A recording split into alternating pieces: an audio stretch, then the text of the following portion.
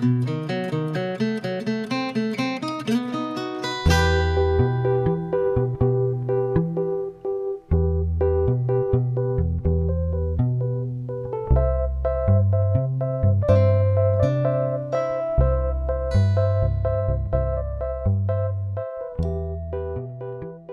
I'm curious in doing this, because memory is a curious thing, and you're going through this stuff, and you have your take on something. How does your brother feel about all this? Does he think you missed something? No, my brother feels that he missed something. The mother that I wrote about in all of my books is very much not only my mother, but my brother's mother. I mean, this, crazy woman who made ridiculous food and was difficult and fascinating and powerful and troubling, is very much my brother's mother. And when I sent him the manuscript for this book and said, I really want you to go through this, and if there's anything here that bothers you, let me know. And he called me up and said, he was really choked up and said, I feel like I have deprived my children of the opportunity to know this woman who was remarkable and was the person that I knew when I was a little kid, and I sort of abandoned later in my life to replace her with this crazy old bat. And he said, I read this and I feel like I did something terrible, that I did not encourage them to be close to her, and it was a really bad thing. You had a moment dressing up with as Miriam. I did. That some would say that was very theatrical.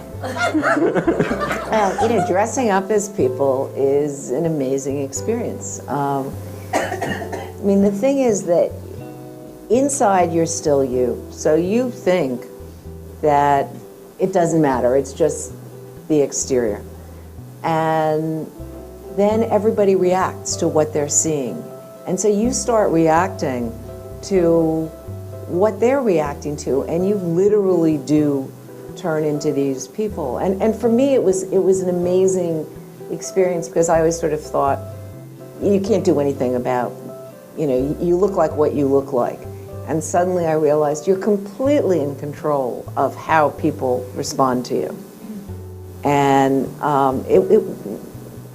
I'd never been particularly interested in clothes or makeup or any of that kind of stuff. And suddenly it was, oh my God, this is really fascinating.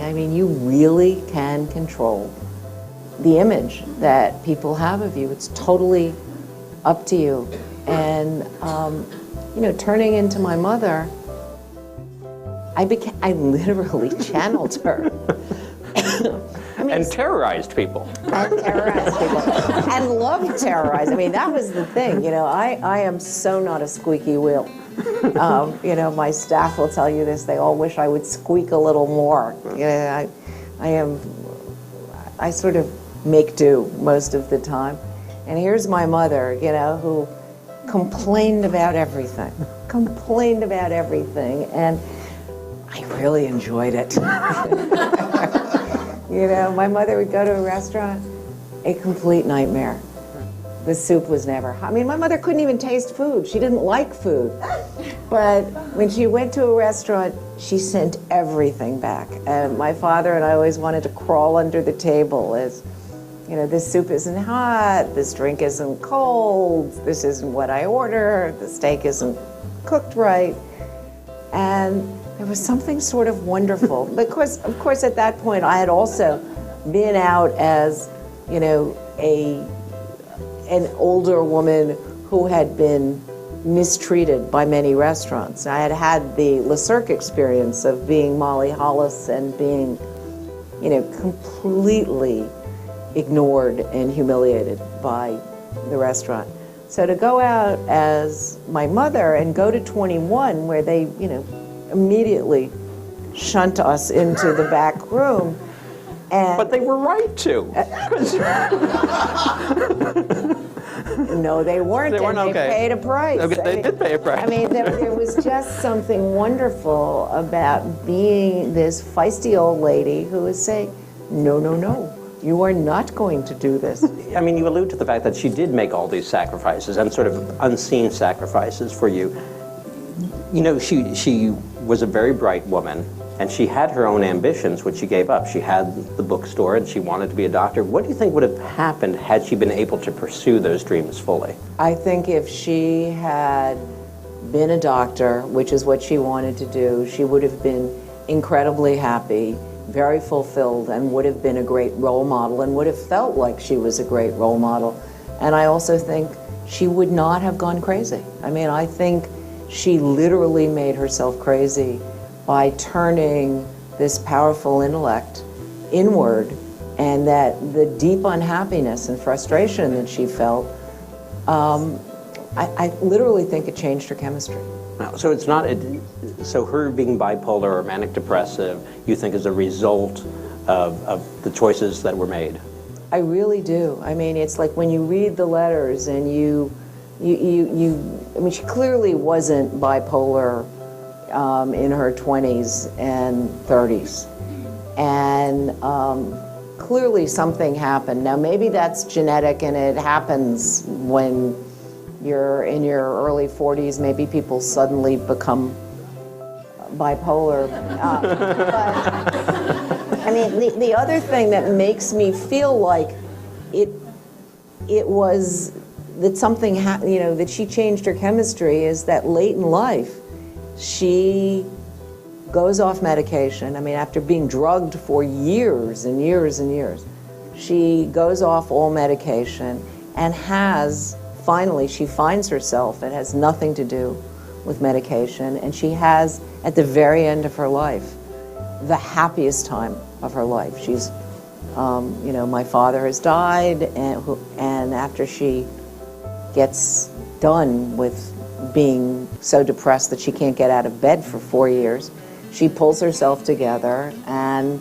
says, I don't have much time left, and my mother's been dead for 25 years. Why am I still letting her tell me what to do? She pushes her mother's voice out of her head, and she decides she is going to, for the first time in her life, not be a good girl, not do what's expected of her, do what she wants to do. And she is incredibly happy. And, I think that there's something there in the fact that this woman who was, as one of her psychiatrists said when he called me, your mother is, I have never seen such a classic example of bipolar disease. I mean, they still can't fix this disease. All the drugs that my mother was taking, the lithium, the Elavil, the Thorazine, the ups, the downs, they still can't cure these people. So, having done all this, if you were to come across a box of your father's letters and writing, would you just burn it immediately and just stay out of that mess? Oh no, I actually, one of the things I found in this box is a huge stash of letters that my father wrote to my mother, and they're so beautiful and so loving, and he was an extraordinary writer and a good observer. So no, I would not burn them. But I don't have the same issues with my father. I mean, I feel like I saw my father pretty clearly. I mean, and reading his letters, I didn't get an image of a different person. The relationship that you have with your mother is a relationship that changes your whole life anyway. I think your mother is always with you, and as you get older, your relationship changes with her, whether you find a box of letters or not. But if you're lucky enough to find a box of letters and discover that she's really someone that you were proud to have for your mother, it makes it that much better. Yeah.